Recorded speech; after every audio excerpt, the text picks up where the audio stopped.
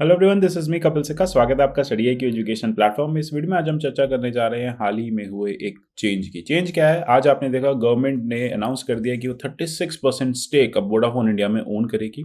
ये स्टेक जो है वोडाफोन के बोर्ड के अप्रूवल के बाद गवर्नमेंट को ट्रांसफर किया जाएगा, यानी एक तिहाई वोडाफोन आइडिया जो आप एक मोबाइल सर्विस यूज करते हैं वो अब गवर्नमेंट ओन करने जा रही है। तो इसको लेकर बड़ा फियर है कि कहीं गवर्नमेंट नेशनलाइजेशन कर रही है वोडाफोन आइडिया का। जैसे कि आप देख रहे हैं बीएसएनएल, एमटीएनएल गवर्नमेंट के ऑलरेडी दो टेलीकॉम सेक्टर्स में गवर्नमेंट की इक्विटीज़ हैं। क्या गवर्नमेंट इसको भी अब अपनी इक्विटी बना रही है? कई लोग ये कह रहे हैं कि इससे वोडाफोन को काफ़ी बेनिफिट होने वाले हैं, कई लोग ये कह रहे हैं कि इससे वोडाफोन को काफ़ी लॉसेस होने वाले हैं। इसका जो एक इफेक्ट है वो आपको आज की स्टॉक मार्केट में वोडाफोन आइडिया के शेयर पे भी दिखा होगा। तो न्यूज़ ये है कि सिंगल लार्जेस्ट शेयर होल्डर जो है वो गवर्नमेंट अब बनेगी वोडाफोन आइडिया में। 35.8% जो स्टेक है वो गवर्नमेंट अब ओन करेगी।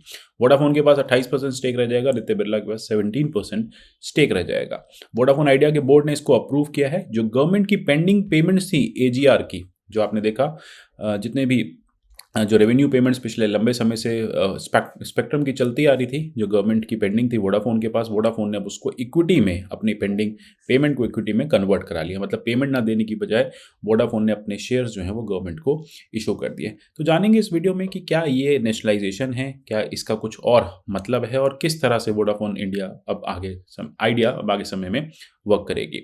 मेरे जितने भी वीडियोस आते हैं सबके पीडीएफ में टेलीग्राम चैनल से डाउनलोड कर सकते हैं। आप मुझे @कपिल सिक्का ट्विटर हैंडल पे फॉलो कर सकते हैं। जैसे कि हम काफ़ी लंबे समय से देखते आ रहे हैं कि वोडाफोन आइडिया जो है काफ़ी डेट में है। यहाँ पे 16,000 करोड़ का जो इंटरेस्ट लाइबिलिटीज़ थी, जो एजीआर से सरकार को उसको देनी थी, अब उन सबको इक्विटी में कन्वर्ट किया है। वो इक्विटी लगभग 36% की अब बनेगी। अब गवर्नमेंट यहाँ पे सबसे बड़ी शेयर होल्डर बन जाएगी। वोडाफोन आइडिया इस समय लगभग 1.95 लाख करोड़ के डेट में है। अब यहाँ पे प्रेफरेंशियल शेयर्स जो हैं वो गवर्नमेंट को इशू किए जाएंगे। 10 रुपये के हिसाब से शेयर इशू किए जा रहे हैं और 36% के आसपास आप देख रहे हैं कि सरकार की हिस्सेदारी बनेगी। अब प्रेफरेंशियल अलॉटमेंट के बाद जो वोडाफोन ग्रुप्स हैं उसका जो शेयर होल्डिंग है कम होगा। आदित्य बिरला होल्डिंग का भी जो यहाँ पे शेयर होल्डिंग है वो कम होगी। कंपनी ने इस डिसीजन को इसलिए लिया क्योंकि टेलीकॉम रिलीफ पैकेज में लास्ट ईयर अक्टूबर में सरकार ने कहा था या तो आप अपनी पेमेंट्स को दीजिए, टाइम टू टाइम अपनी पेमेंट्स कीजिए, या फिर आप 4 साल का मोरेटोरियम लीजिए और उसके बाद हमें इसको इक्विटी में कन्वर्ट कर दीजिए। तो इसी के चलते ये इक्विटी कन्वर्जन यहाँ पे हुआ है।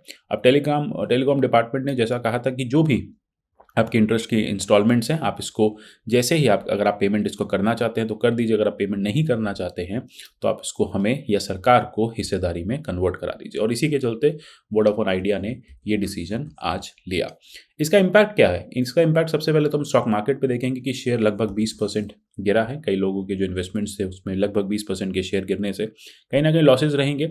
अब इसमें दो तरह के मत आते हैं। कई लोग ये कह रहे हैं, बहुत सारे स्टॉक मार्केट जो एक्सपर्ट्स हैं उनका ये कहना है कि ये काफ़ी अच्छी मूव है। देखिए, अगर गवर्नमेंट जो है वो बोर्ड पे बैठेगी तो इससे बेनिफिट क्या होगा कि फ्रेश फंडिंग्स जो है वोडाफोन रेस कर पाएगी, वोडाफोन अपनी इनकम बढ़ा पाएगी और फाइनली अच्छे से काम कर पाएगी। साथ ही साथ अगर सरकार चाहती है या सरकार को ऐसा लगता है कि वोडाफोन को एमटीएनएल बीएसएनएल के साथ काम करवाना चाहिए, तो फिर ऐसे में भी गवर्नमेंट के पास ऑलरेडी एमटीएनएल बीएसएनएल का एक वास्ट नेटवर्क है जो इंटरऑपरेबल मोड से या दोनों कंपनीज मिलकर यूज़ कर सकती हैं। तो आइडियली ये एक विन विन सिचुएशन कई स्टॉक एक्सपर्ट्स बता रहे हैं वोडाफोन आइडिया के लिए।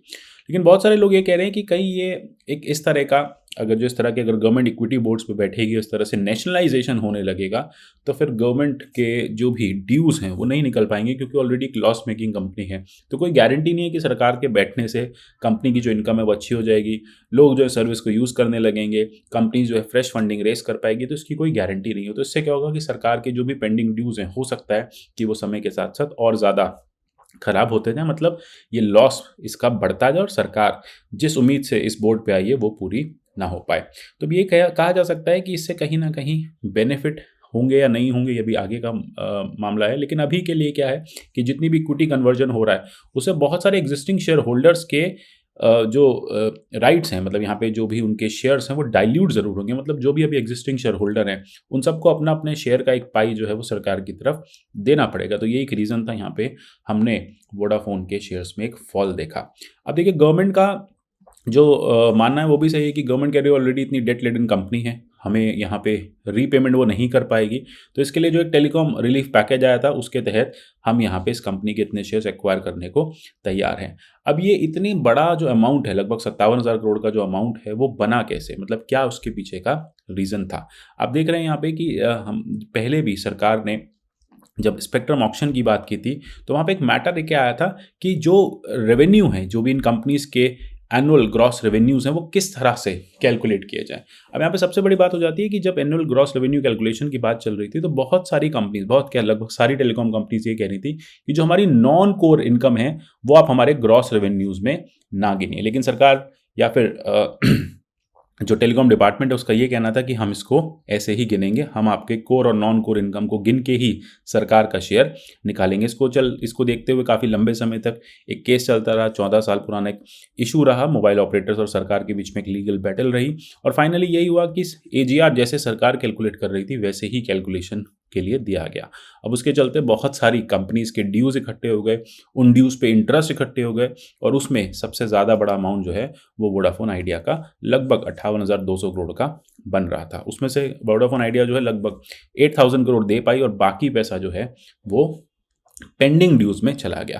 अब उस पेंडिंग ड्यूज के रिजोल्यूशन के लिए फिर फाइनली करंट प्रमोटर्स ने यही बात निकाली कि हम अपने अपने शेयर जो हैं वो सरकार की तरफ ट्रांसफर कर देते हैं, मतलब सरकार को भी हम यहाँ पे एक शेयर होल्डर बना लेते हैं। और जैसे ही सरकार यहाँ पे शेयर होल्डर बन जाएगी तो फिर कंपनी को एक्स्ट्रा फ्रेश इनकम उठा के सरकार के जो डेट है उसको नहीं चुकाना पड़ेगा, मतलब लगभग हमारी जो 58,000 करोड़ की डेट की जो प्रॉब्लम है वो रिजॉल्व हो जाएगी, वो इक्विटी में बदल जाएगी। अब ये आगे आने वाले टाइम में कैसा होता है कैसा नहीं होता है ये तो समय के साथ पता चलेगा, लेकिन इस पर कोई भी अपडेट आएगा तो हम इस पर चर्चा जरूर करेंगे। फिलहाल के लिए यही है कि गवर्नमेंट जो है वो 1/3 शेयर होल्डर बन चुकी है वोडाफोन आइडिया में।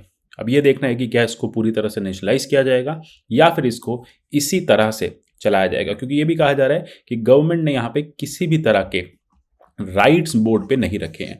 राइट्स अभी भी वोडाफोन और आइडिया के बोर्ड मेंबर्स के पास ही हैं। गवर्नमेंट इस पे कोई भी स्ट्राइकिंग राइट्स नहीं रख रही है। गवर्नमेंट सिर्फ एक शेयर होल्डर की तरह बोर्ड पे बैठेगी और देखेगी समय के साथ साथ क्या होता है।